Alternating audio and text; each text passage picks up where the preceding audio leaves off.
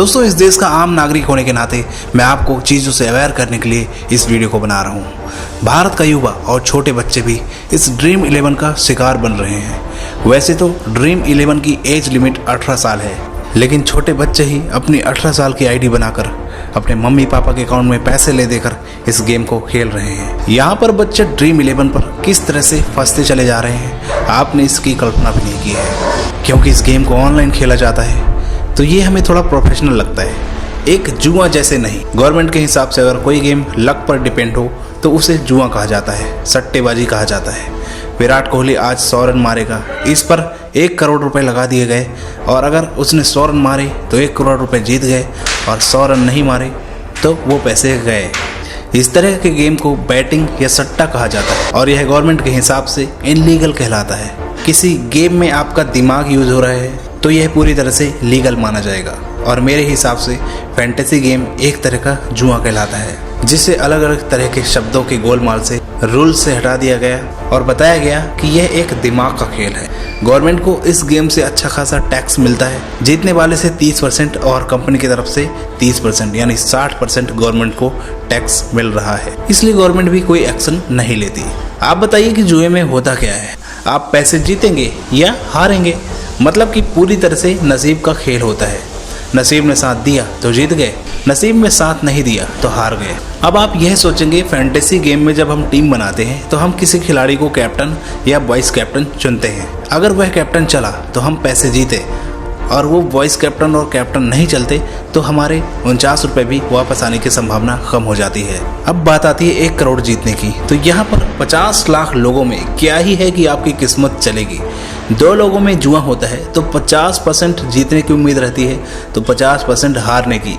पर इस गेम में तो लाखों की भीड़ है, आप कहाँ से जीतेंगे? कुछ जुआड़ियों के मन में यह लग रहा होगा कि भाई बड़े बड़े कॉन्टेस्ट मत खेलो, छोटे छोटे कॉन्टेस्ट खेलो। पर मैं आपको बता दूं, छोटे कॉन्टेस्ट में भी एंट्री फीस कम नहीं होती। एंट्री फीस लंबी चौड़ी रहती है, और जो पैसा जीतेगा एक ही खुश होगा, बाकी सब नहीं। ड्रीम 11 गेम खेलने के नुकसान समझ लो, इसके बाद आप कभी ड्रीम 11 नहीं खेलेंगे। तो यहाँ पे सबसे पहले तो आपका माइंड सेट कुछ इस तरह से सेट हो जाएगा कि आप पूरे दिन इस गेम के बारे में सोचते रहेंगे, टीम के बारे में सोचते रहेंगे, और मैच शुरू होने से पहले आप टीम सेट करेंगे। उसके बाद मैच पूरा खत्म होने तक आप बार बार ड्रीम 11 ऐप को रिफ्रेश करते रहेंगे कि आपके कितने पॉइंट बने, और इस तरह से आपका पूरा दिमाग बाकी जगह से हटकर मोबाइल ऐप में लगा रहता है और आपकी आदत में आ जाता है। हालांकि यह इतना धीरे धीरे होता है कि इसकी आदत इतनी तेजी से लगती है कि हम हर रोज 100 से 150 रुपए बर्बाद करते हैं। कभी पैसे वापस आ जाते हैं तो कभी पैसे चले जाते हैं, और इस विश्वास में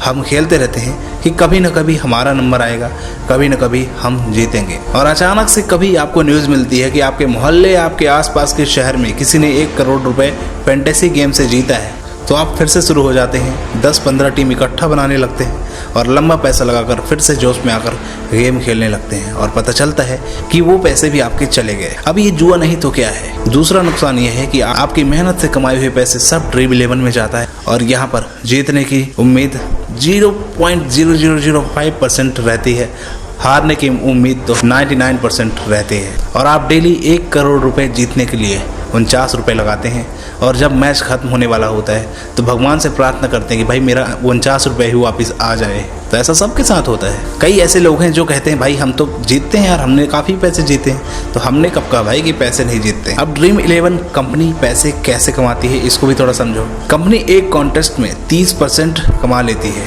आप हारे या जीतें इससे कंपनी को कोई मतलब नहीं, बस कंपनी यह चाहती है कि आप डेली पैसे लगाते रहें। यहाँ पर एक कॉन्टेस्ट देखते हैं कि जैसे कंपनी ने एक कॉन्टेस्ट रखा 5000 का, 5000 प्राइस पूल पर एंट्री फीस 590 रखती है 10 लोगों में, मतलब 590 × 10 5900। तो यहाँ पे कंपनी 900 रुपये जीत जाती है। तो चलो ये तो छोटे कॉन्टेस्ट हुए भाई।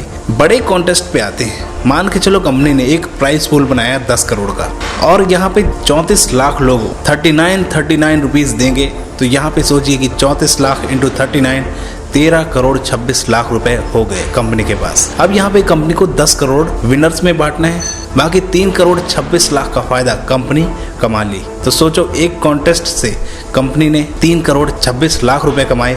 और ऐसे ही कॉन्टेस्ट नहीं, ड्रीम 11 में ऐसे बहुत सारे कॉन्टेस्ट होते हैं। अब सोचिए कंपनी यहाँ पे कितना पैसा बटोर रही है एक दिन में, एक घंटे में, एक गेम से। जनता का पैसा जनता में बांटने का व्यापार बहुत ही तगड़ा व्यापार है भाई। अपना काम बनता, बहुसुधाए जनता।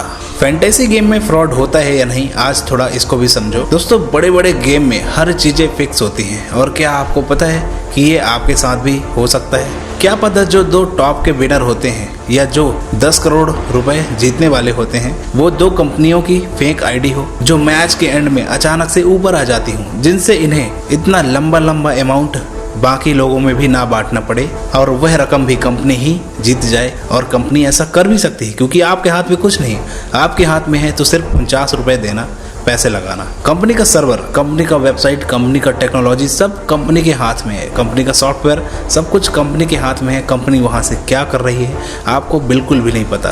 कंपनी ऑप्शन भी देती है कि भाई टीम बनाने से पहले आप पूरी टीम डाउनलोड करके रख लो, लेकिन भाई 50 लाख लोगों को एक एक करके देखना कि कौन ने क्या टीम बनाई है, ये कैलकुलेशन करना बहुत ही मुश्किल है। तो इस चीज को तो आप भूल ही जाओ। सब कुछ पहले से फिक्स होता है और प्लेयर भले ही आपका चल जाए, लेकिन 1-2 पॉइंट कंपनी की आईडी में अपने से चढ़ा दिए जाते हैं और कंपनी की आईडी टॉप में चली जाती है। अब और वो आईडी ऐसा लगेगा कि हाँ यार, ये कोई तो रियल बंदा है, और आप इसको समझ ही नहीं पाते हैं। हालांकि ये डेली नहीं होता, हफ्ते भर में मैच चलता है तो 4 से 5 दिन कंपनी जीतती है, एक आध दिन कोई बंदा जीत जाता है भाई करोड़ों रुपए। अब आप सोच रहे होंगे कि भाई इतनी बड़ी कंपनी है, धोनी भाई इसका ऐड करते हैं तो कंपनी ऐसा नहीं कर सकती। पर आप जान लीजिए कि बड़े बड़े लोग ही, ये अरबपति लोग ही ऐसा करते हैं, ऐसी गैम्बलिंग करते हैं। और बात रही कि भाई हमारे मोहल्ले में 1 करोड़ रुपए एक ने जीता है, हमारे आसपास के किसी व्यक्ति ने 1 करोड़ रुपए जीता है, बिल्कुल जीता होगा। क्योंकि अगर कंपनी पैसे नहीं देगी, कोई जीतेगा नहीं, तो खबर कैसे वायरल होगी,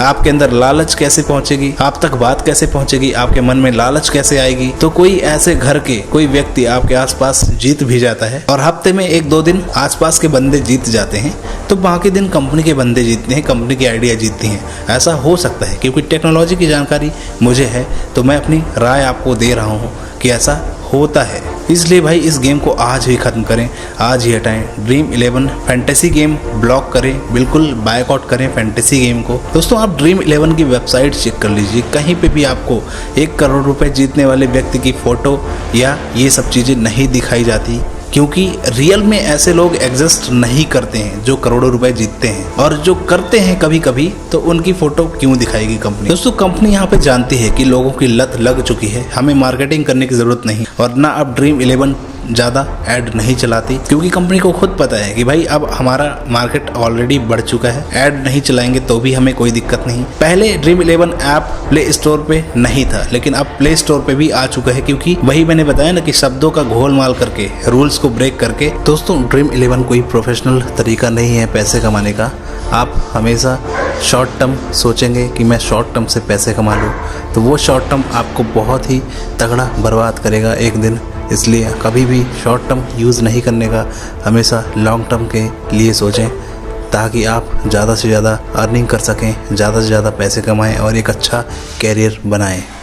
इस तरह के गेम, इस तरह के नशे बहुत ही ख़राब होते हैं जो आपको बहुत बर्बाद कर सकते हैं। तो यहाँ पे ये गेम आपकी आदत बहुत ही बुरी तरीके से लगाते हैं, जिससे आपका माइंडसेट, आपका समय, आपका टाइम, आपका पैसा सब कुछ ख़राब होते चला जाता है और आपको पता भी नहीं चलता है। सरकार तो वैसे ही चाहती है भाई, सरकार को वैसे ही लोगों से कोई लेना देना नहीं।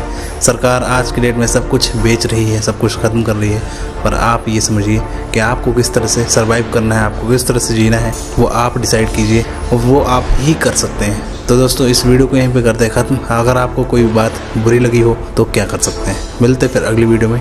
धन्यवाद।